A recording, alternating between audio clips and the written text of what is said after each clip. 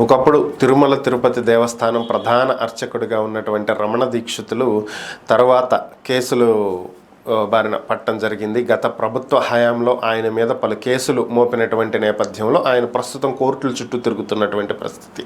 అంతకుముందు 2014 నుంచి 19 వరకు ఉన్నటువంటి టీడీపీ ప్రభుత్వంలో ఆయన అప్పటి ప్రభుత్వ లో ఉన్నటువంటి ముఖ్యమంత్రి చంద్రబాబుకి వ్యతిరేకంగా కొన్ని వ్యాఖ్యలు చేయటం, ఆ సందర్భంగా ఆయన పదవిని కోల్పోవటం జరిగింది. ఆ తర్వాత 2019లో ప్రభుత్వం మారిన తర్వాత ఆయన్ని మరలా నియమించటం, ఆ తర్వాత ఆయన వైసీపీ ప్రభుత్వానికి కూడా వ్యతిరేకంగా కొన్ని వ్యాఖ్యలు చేసినటువంటి పరిస్థితి.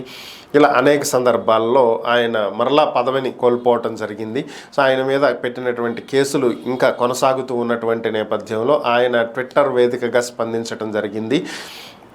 తన మీద అన్యాయంగా అక్రమంగా కేసులు పెట్టారని, 5 ఏళ్ల నుంచి న్యాయస్థానాల చుట్టూ తిరుగుతూ పోరాడుతూ అలసిపోయానని, తన మీద పెట్టినటువంటి కేసుల్ని వాపస్ తీసుకోవాలని చెప్పి ప్రభుత్వాన్ని విజ్ఞప్తి చేస్తున్నానని చెప్పి ఆయన కోరారు. ప్రభుత్వం మారినటువంటి నేపథ్యంలో దయచేసి ఈ కేసులు వెనక్కి తీసుకుని నాకు స్వామివారి సేవ చేసుకునేటువంటి అవకాశాన్ని కల్పించండి అని చెప్పి ఆయన ట్విట్టర్ వేదికగా స్పందించడం జరిగింది. మరి దీనికి ప్రభుత్వం ఏ నిర్ణయం తీసుకుంటుందో చూడాలి.